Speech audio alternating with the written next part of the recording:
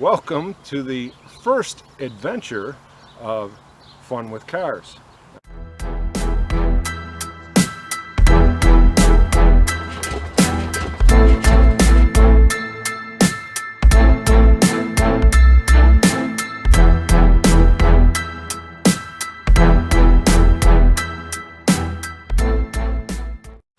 This is an adventure where I decide, and I've been looking for a long time, an old Volvo.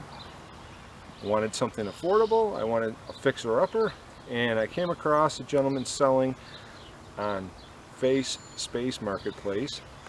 He was selling a 1964 PV544. Come take a ride along and see what it's all about. Thanks for watching. Alright, we're in Berlin Heights, Ohio. Meeting somebody at the gas station here to take us to buy an old Volvo PV544. This is our tow rate. Alright, Berlin Heights, Ohio, meeting up with a guy for an old 64 Volvo. Alright, we're doing a little off-roading, coming back to this old Volvo, which we may be... Ooh, yeah, you want to stay to the left a little bit to split that. Oh my god, sorry dude. I didn't know I don't care. I know this thing's made for it, but I don't care. I didn't think... Alright. We get to do a little off-roading. Where is this bad boy? Where is it? Oh, it's... Oh yeah. It's back there. Alright. Yeah, like I said, I'm not sure. We'll see. At least if it gets us a bunch of low ones, but we're going to have to do something. Alright, here we are. We made it. What's the gauge saying? Nothing.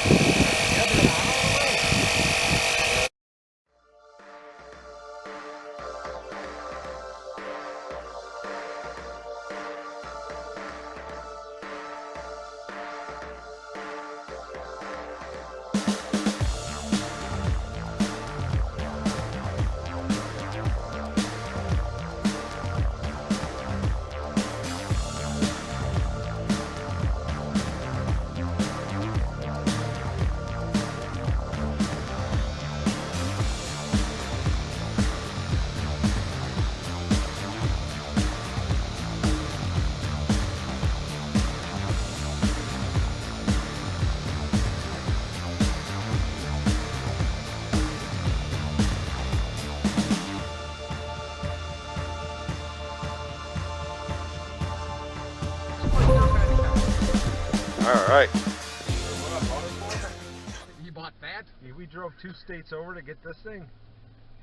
Well, Jay, I have faith in you that you're going to make it worth driving that distance for, and you're going to make it into something that everyone will be going, nice. I hope so. I like your optimism, and I share the optimism, but it's a while. It's going to be something.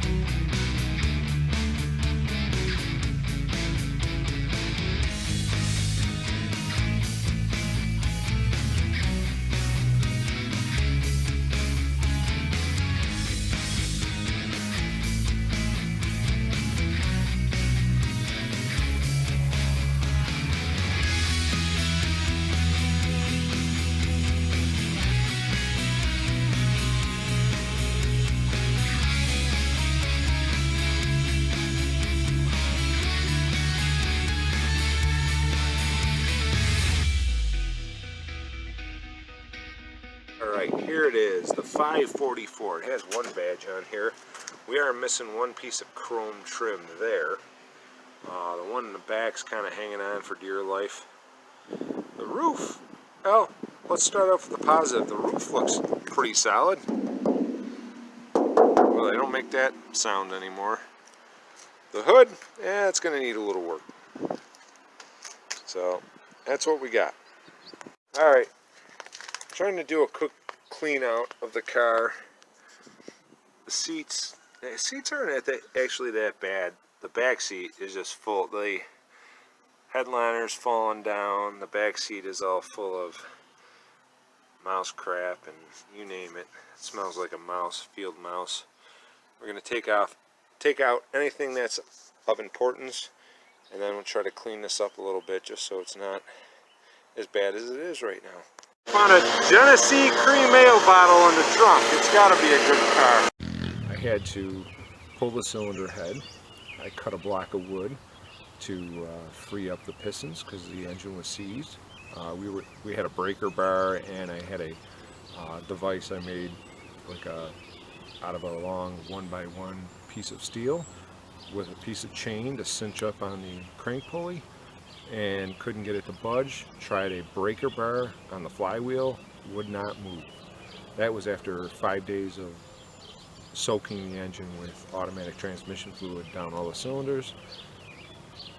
Finally took my buddy Kevin's advice, removed the cylinder head, which is very easy, and I used a block of wood with a mini sledge to pound every one of the pistons, and I did that one at a time until I actually saw the engine move, rotate, and then I was able to clean up the cylinders, put the starter back in, got it to crank over easy.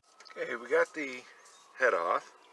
Looking at the cylinders, they're not horrible. Definitely some rust there. I cut a piece of wood here to hammer on each piston just to try to break them free. Has not moved exactly yet. I'm going to try it. I got a little propane torch. I'm going to try to work some of that juice down in there a little bit with the heat. See what we make out. Alright, we got the engine to move with my specially cut block of hardwood to make a piston pounder with my mini sledge. I got 2 cylinders down, and the other 2 come up, and I keep working the automatic transmission fluid in there, get it freed up.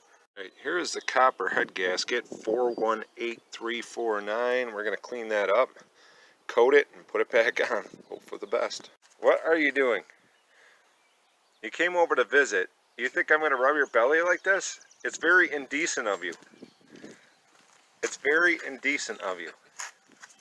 That's what I was trying to polish out of the crank. It's pretty tough to see. There's teeth marks right there. I think we got it good enough just to put that pulley on. That seal had a bunch of oil behind it and wasn't too worried about that. So here's all today's work. Ready? You can hear it has compression. So we're in good shape. Well, call me an idiot, but I did clean up and paint the pulleys and the fan blade. Why? Why not? Alright, I ran out of memory card on the last one. I just wanted to catch you up. Put the fan on, the pulleys, got the crank pulley, I got the crank, end of the crank polished. Got a Hokey battery set up, coil set up. I do not have consistent spark. I don't know if this is going to work or not, but running out of daylight and rain's coming, so we got to get this going. Alright, here we go. It's starting to sprinkle. Gonna dump a little bit of gasoline. I don't know if that's enough.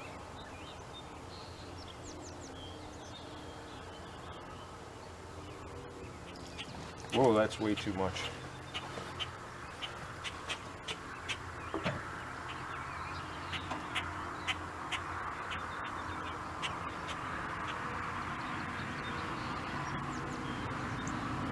We'll see what happens. Alright, we're going to hook up the coil first. Okay, coil's on, jump pack's on. See what happens. Oh, Well, hook the coil wire up, see if that makes a difference, huh? Coil's tight. Let's give this another shot. Doubt it's going to do anything.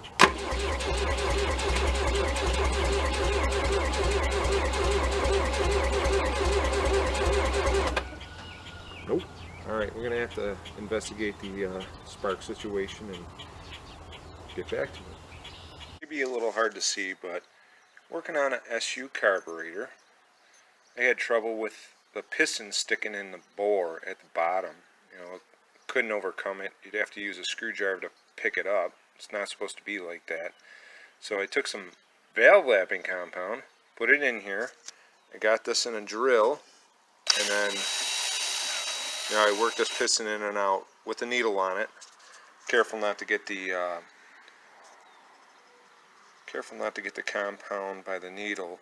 But then I took some Mother's aluminum polish, and I'm polishing it now so that this thing should be nice and smooth.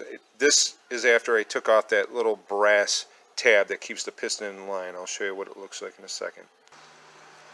Okay, this is what the piston looks like after using the Mother's aluminum polish.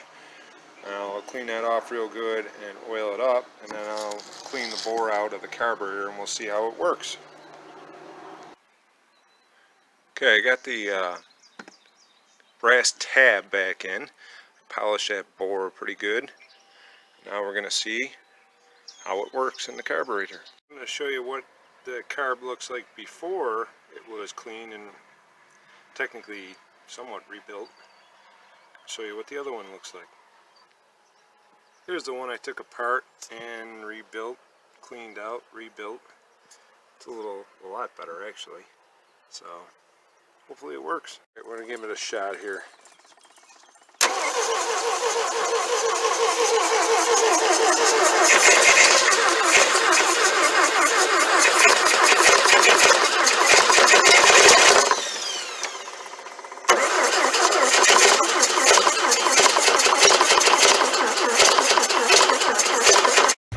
Alright, we got some new parts. I'm going to get a new coil because I think that coil is cooked.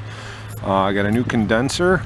Here's our distributor painted up with the vacuum advance. The vacuum advance, I don't know if that's working all that great, but I did get the inside portion of this is all cleaned up here. I don't know if you can see that or not. We got this so it's moving nice and smooth. That's how the vacuum advance hooks up. So we're gonna grease all this. It is a Bosch distributor. I would love to get brakeless ignition system for this, but I won't think of the time. Alright, we got our points set. We got a brand new ignition coil. Points are set at 18 thousandths. Just put one of my picks right through my thumb. That felt good. 4 days off camera, putting the carburetors together, polishing them up, and we kind of got it to run. Not that good. I got an electric fuel pump on here. Let's give it a shot.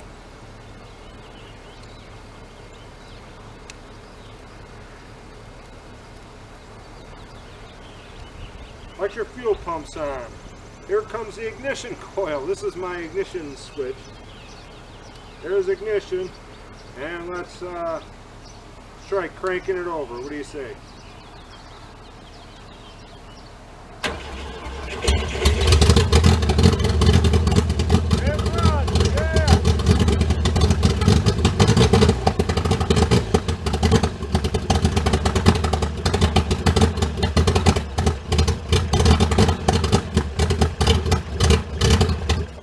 Caught up to speed.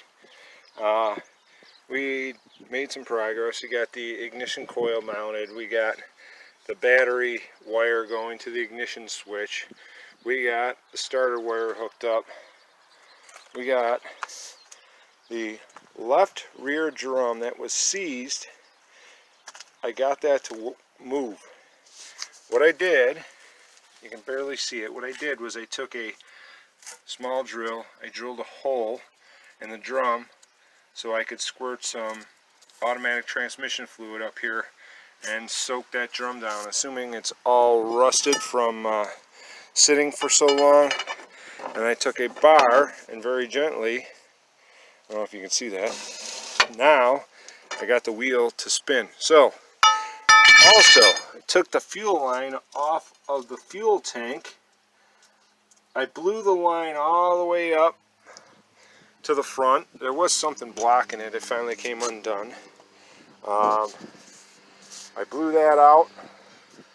I got this Volvo factory locking gas cap off. Now my hands are slippery, but that comes off.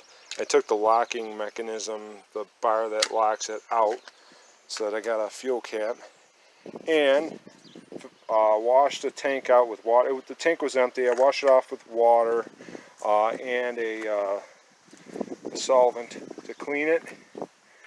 Then I filled up the fuel line with some Marvel Mystery Oil, and I blew that out. The end of the line's right here.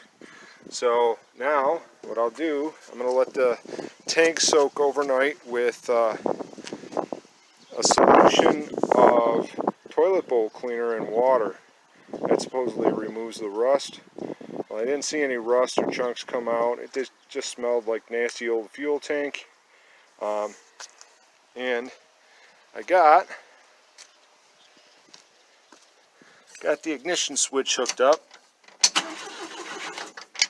So, I don't know if you saw that.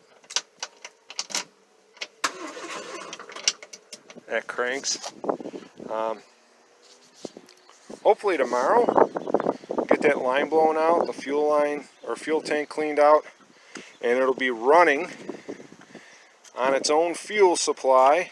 Got rid of the boat tank, and on top of that, maybe it will drive or move the first time in decades on its own power.